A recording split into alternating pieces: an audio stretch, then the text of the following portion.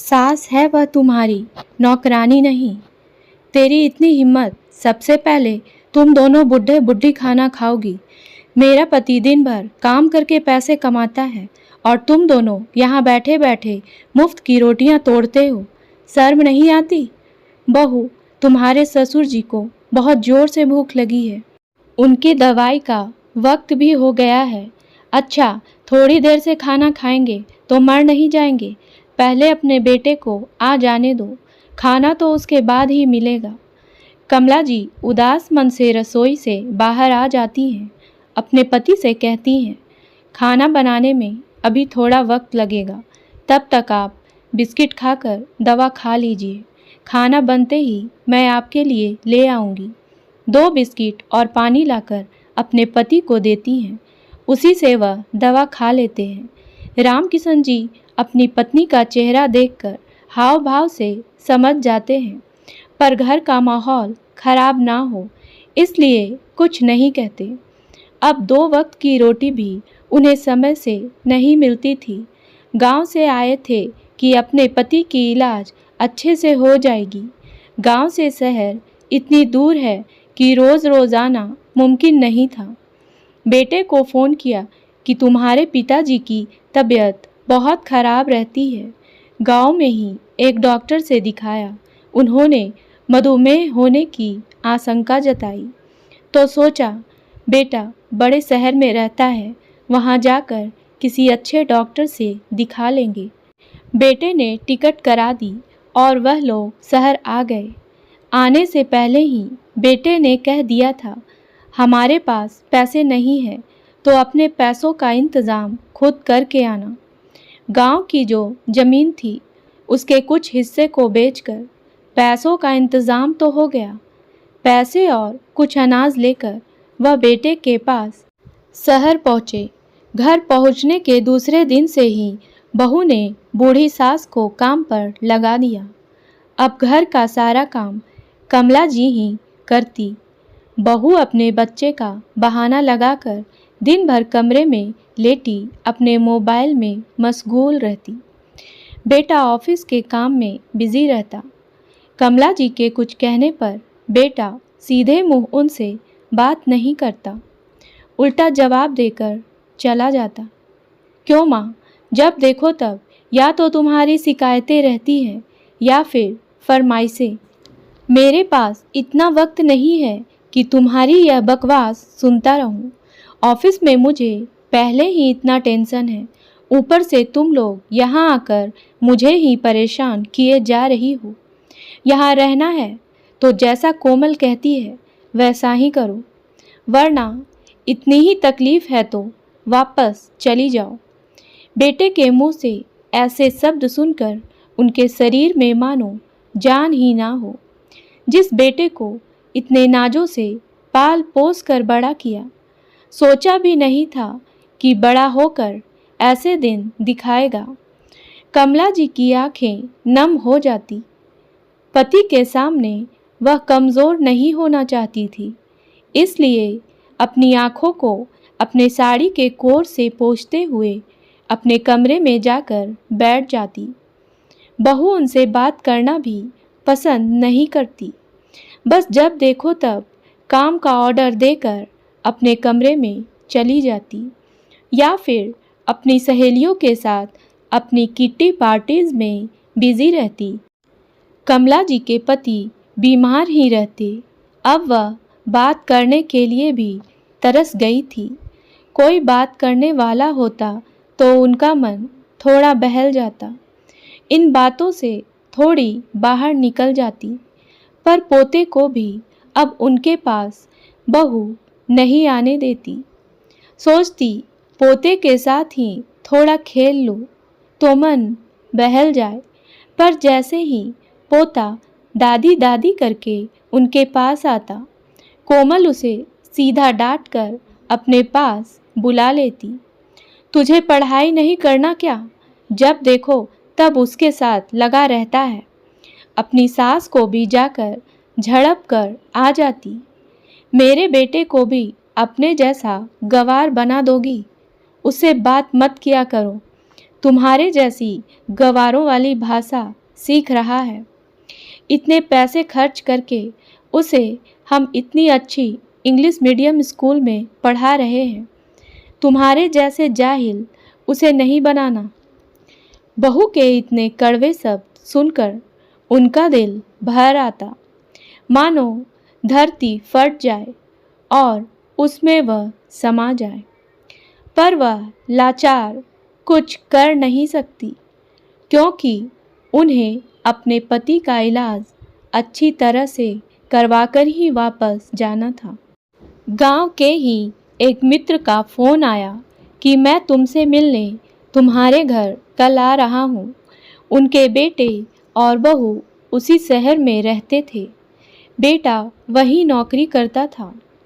वह अक्सर अपने बेटा बहू के पास कुछ महीनों के लिए आकर रहते। राम किशन जी ने यह बात कमला देवी को बताई। कमला देवी ने डरते डरते बहू से कहा, बहू, कल तुम्हारे पिताजी के दोस्त रामाधार जी आ रहे हैं, तो उनके खाने का भी इंतज़ाम करना होगा। खुद तो मुफ्त की रोटियां तोड़ते हो और अब पूरे गांव को यहीं बुला लोगे। हमने तो खैरात खोल रखी है। बहू, खाना मैं बना लूँगी। इनके पेंशन के पैसे आएंगे, उसमें से काट लेना। हाँ हाँ ठीक है, फ्री में तो मैं भी नहीं खिलाने वाली। इतना कहकर बहू मुँह बनाती हुई वहाँ से चली गई। एक दिन कमला जी को अपने पति की रिपोर्ट लेने डॉक्टर के पास जाना था। उन्होंने बेटे को कहा, बेटा, मुझे तुम्हारे बाबूजी की रिपोर्ट लेने डॉक्टर के पास जाना है। अगर तुम साथ चलते तो अच्छा रहता। घर के इतने पास ही तो है, तुम अकेले भी तो जा सकती हो। मेरे पास इतना टाइम नहीं रहता इन फालतू के कामों के लिए।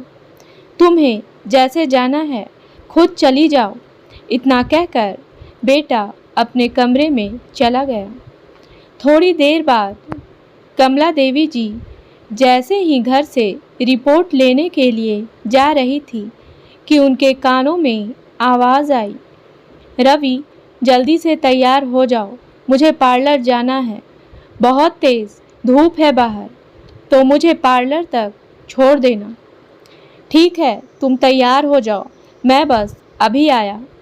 बेटे बहू के बातों को सुनकर कमला देवी मन ही मन बहुत दुखी होने लगी। उनका दिल तार तार हो गया। यह सब दिन देखने के लिए भगवान ने हमें जिंदा रखा है। काश हम लोग ऐसे दिन देखने से पहले ही ईश्वर को प्यारे हो गए होते। भारी मन से कमला देवी धीरे धीरे सीढ़ियाँ उतरते हुए बाहर निकली। उनके घुटनों में दर्द रहता था, तो वह ठीक से चल भी नहीं पाती थी। जैसे तैसे करके ऑटो रुकवाया। कोई ऑटो वाला रुकने को तैयार नहीं हो रहा था। एक ऑटो वाले को उनकी चाल देखकर दया आ गई। माताजी, लगता है आपके घुटनों में दर्द रहता है। कहीं जाना है तो मैं आपको छोड़ देता हूँ। हाँ बेटा, मुझे डॉक्टर के पास जाना है। पर्ची पर देखकर डॉक्टर का नाम और एड्रेस बताया। ऑटो वाला उन्हें डॉक्टर के पास ले गया। कमला देवी उतरकर पैसे देने लगी तो ऑटो वाले ने कहा, माताजी, कहाँ दोबारा ऑटो रुकवाते रहोगे? इससे अच्छा है आप जाकर डॉक्टर से मिल लो। मैं बाहर ही इंतज़ार करता हूँ। वापस घर तक छोड़ दूँगा, फिर पैसे दे देना। कमला जी ने उसे बहुत आशीर्वाद दिया, फिर अपनी रिपोर्ट लेकर आ गई। बाहर बहुत गर्मी थी, इसलिए उन्हें प्यास लग रही थी। आकर वह किचन में पानी पीने गई। आते ही बहू ने कहा, डॉक्टर के यहाँ गई थी, गंदगी लेकर आ गई। इतने मरीज होते हैं, हाथ भी नहीं धोया और किचन में कहाँ घुसी जा रही है। पानी का गिलास हाथ से लेकर वापस सिंक में डाल दिया और बोला, जाओ पहले नहा कर आओ, फिर पानी पीना।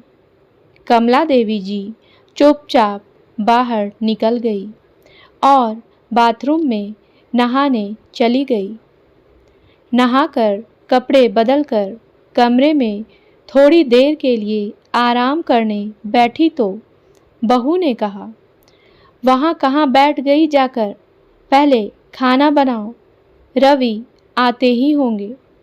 अब क्या आने के बाद खाना बनाओगी?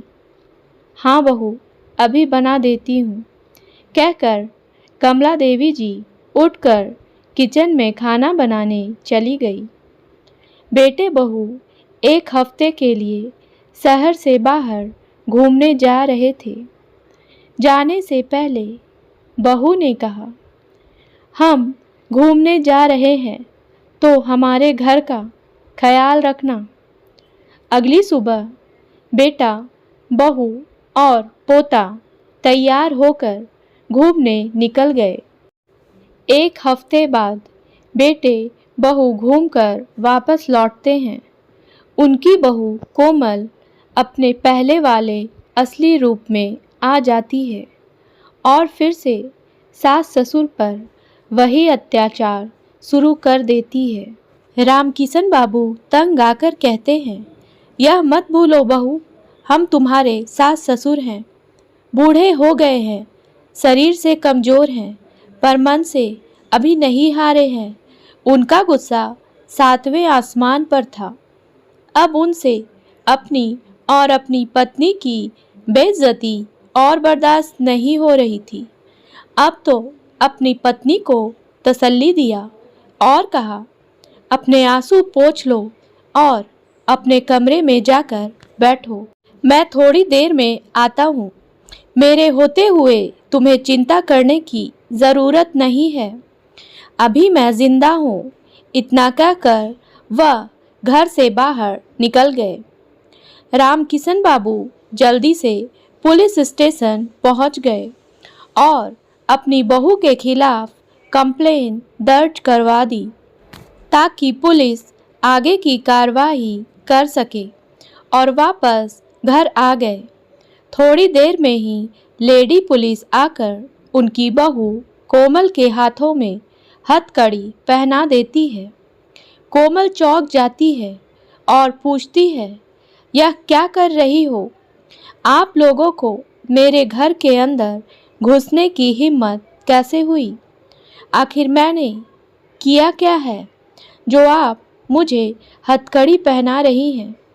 तब रामकिशन बाबू कहते हैं, उन्होंने घर में गुप्त रूप से कैमरे लगवा दिए थे जब तुम लोग घूमने गए थे। सब कुछ कैमरे में रिकॉर्ड हो चुका है। तुम्हारे सारे अत्याचार का रिकॉर्ड पुलिस के पास है। कोमल की बोलती बंद हो गई। बेटा भी गिड़गिड़ाने लगा। उसे अपनी पत्नी पर बहुत ज़्यादा दया आने लगी। पिताजी, माफ़ कर दीजिए, अब हमसे ऐसी गलती नहीं होगी। हम लोग आपका खूब ख्याल रखेंगे। मेरी पत्नी को छोड़ दीजिए। रामकिशन बाबू अपने बेटे को जोर का थप्पड़ लगाते हैं। आज तुम्हारी सह की वजह से ही हम बूढ़े माँ बाप की यह दशा है। आज मैंने यह कठोर निर्णय लिया ताकि आगे चलकर कोई भी बहू अपने सास ससुर पर अत्याचार करने से पहले 100 बार सोचे। तुम्हारी यही सज़ा है। अब सारी उम्र जेल में बिताओगे, तभी तुम्हें असली सबक मिलेगा। बेटे दहाड़ मारकर रोने लग जाता है। बहू को पुलिस पकड़कर ले जाती है। रामकिशन बाबू ने अपनी जो गांव की बची ज़मीन और घर अपनी पत्नी के नाम कर देते हैं और अपनी पत्नी को लेकर वापस गांव चले जाते हैं। अब मेरी पत्नी मेरी जिम्मेदारी है और हमारे नहीं रहने पर हमारी सारी जायदाद वृद्धाश्रम में वृद्ध लोगों की सेवा के लिए दान में दे दी जाएगी। उन्होंने सारे पेपर तैयार करवा लिए। अब रामकिशन बाबू की तबीयत में काफ़ी सुधार था। जब भी डॉक्टर को दिखाने शहर जाते तो अपने मित्र के घर ठहरते। पति पत्नी सम्मान के साथ जिंदगी बिताने लगे। उम्मीद है दोस्तों कहानी पसंद आई होगी, तो मेरे वीडियो को लाइक करें और मेरे चैनल को सब्सक्राइब करना ना भूलें। धन्यवाद।